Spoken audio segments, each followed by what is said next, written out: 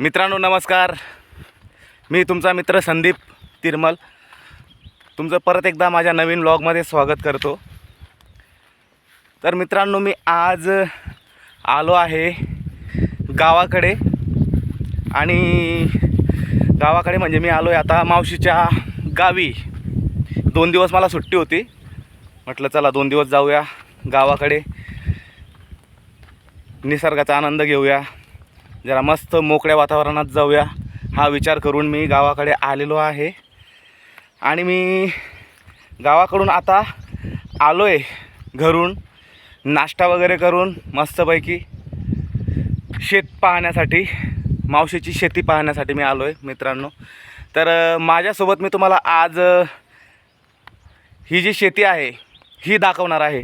यांनी शेतामध्ये काय काय कुठली कुठली पिकं लावलेली आहेत आणि कुठल्या पद्धतीने ही शेती करतात हे मला तुम्हाला दाखवायचं आहे.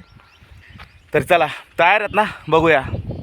तर मित्रांनो ही आहे मावशीच्या शेतातली विहीर. तुम्ही पाहू शकतात इकडे जवळपास मोस्टली ना देवाच्या पाण्यावर म्हणजे जो निसर्गाचा पाऊस असतो त्या पावसावर मोस्टली जास्तीत जास्त शेती केली जाते. पण इथे ठराविक शेतकरी आहेत की ज्यांच्याकडे बिचाऱ्यांकडे विहिरी आहेत आणि त्यांच्या विहिरींना पाणी लागलेलं आहे. आणि मोस्टली इकडे जर बोरवेल केलं ना तर बोरवेलला पाणी सहसा लागत नाही. भरपूर लोकांचे बिचाऱ्यांचे बोरवेलमध्ये पैसे वाया गेलेत. एका शेतकरीने कमीत कमी मी त्यांचं उदाहरण ऐकलं ना त्यांच्या तोंडून, तर त्यांनी कमीत कमी 7 बोर केले होते. किती? 7. आणि 7 बोरमधून त्यांना फक्त 8व्या बोरला ते पाणी लागलेलं होतं. ओके. तर तुम्ही विचार करा मित्रांनो की केवढा खर्च केला असेल बिचाऱ्याने, केवढी आशा असेल. पण आता शेवटी नशिबाचा भाग असतो, प्रत्येकाचा नशिबाचा शेअर असतो.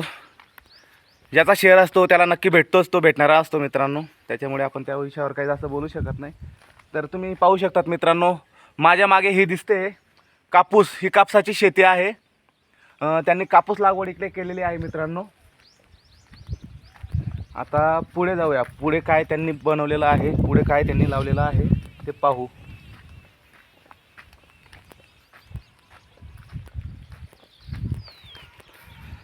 एक सहज बांधावर त्यांनी इथे एक पपईचं रोपटं लावलेलं आहे मित्रांनो. भविष्यात त्यांना पपई खायला भेटेल. कुठे मार्केटमधून पपई खरेदी करण्याची त्यांना गरज नाही. हे असं असतं मित्रांनो, हे वातावरण जे असतं ना गावाकडचं खूप छान असतं खरंच. एकदम मस्त, मन अगदी प्रसन्न होऊन जातं इकडे आल्यानंतर. हे बघा इथे त्यांनी बांधावर लावलेलं आहे नारळाचं झाड. आता हे नारळ भविष्यात त्यांना कधी खायला भेटतील हे माहीत नाही, पण एक आशा असते माणसाला. आपण लावलेलं वृक्ष भविष्यात कधीतरी आपल्याला फळ देणार. आणि ते 100% आज केलेलं कर्म असतं ना मित्रांनो, ते 100% आपल्याला त्याची परतफेड भविष्यात होत असते. ते मग ते कसलंही असो, ते वाईट कर्म असो किंवा चांगलं कर्म असो, त्याची परतफेड निसर्ग आपल्याला नक्की देत असतो बरं का. तिकडे पाहिजे तशी कपाशी नव्हती, इकडे जरा चांगली दिसते. खूप चांगल्या पद्धतीने वाढ झालेली आहे कापसाची. मस्तपैकी कापसाला बोंड पण आलेले, बोंड नाही ॲक्च्युली कैऱ्या आलेल्या आहेत. बोंड यायला तरी मला वाटतं अजून जवळपास भरपूर कालावधी जाईल याला. चेतन यांना बोंड कधी येतील बरं चेतन? 10-12 दिवस. अच्छा, म्हणजे मोस्टली जास्तीत जास्त अजून 15 दिवसात हा कापूस फुटायला सुरुवात होईल. हे बघा पाहू शकतात तुम्ही, कैऱ्या लागलेल्या आहेत. माझ्यासोबत माझ्या मावशीचा मुलगा आलेला आहे चेतन. चेतन इकडे बघ. हा चेतन माझ्या मावशीचा मुलगा मला शेत दाखवण्यासाठी घेऊन आला आहे शेतात. अजून पुढे बघू जाऊया मित्रांनो, पुढे काय काय आहे शेतामध्ये. तुम्हाला हे गावरान वातावरण जर आवडत असेल मित्रांनो तर नक्की कमेंटमध्ये सांगा. वाट पाहतोय तुमच्या कमेंटची मित्रांनो बरं का. अच्छा, इथे अजून एक दिसलं झाड मित्रांनो, हे आहे सीताफळाचं झाड. त्यांनी शेतामध्ये लावलेलं बांधावर झाड आहे मस्तपैकी. याला सीताफळं पण आलेली आहेत, तुम्ही पाहू शकतात. हे बघा, हे बघा दिसतंय का मित्रांनो, हे सीताफळ आहेत. छान, सगळ्यांनी पाहिलेत. पण हे कसं असतं माहिती का, मला पण जरा हौस आली, म्हटलं चला पाहूया. मी आता झाडाच्या खाली आलो आहे, सीताफळाच्या झाडाच्या खाली. हे बघा खालून मी तुम्हाला दाखवतोय. वाव, ह्या साईडने बघा दिसत आहेत का किती सीताफळं लागलेत. वा, अरे बापरे, छान छान. हे बघा भरपूर लागवड झालेली आहे सीताफळाची. बहुतेक आता ही सीताफळं ना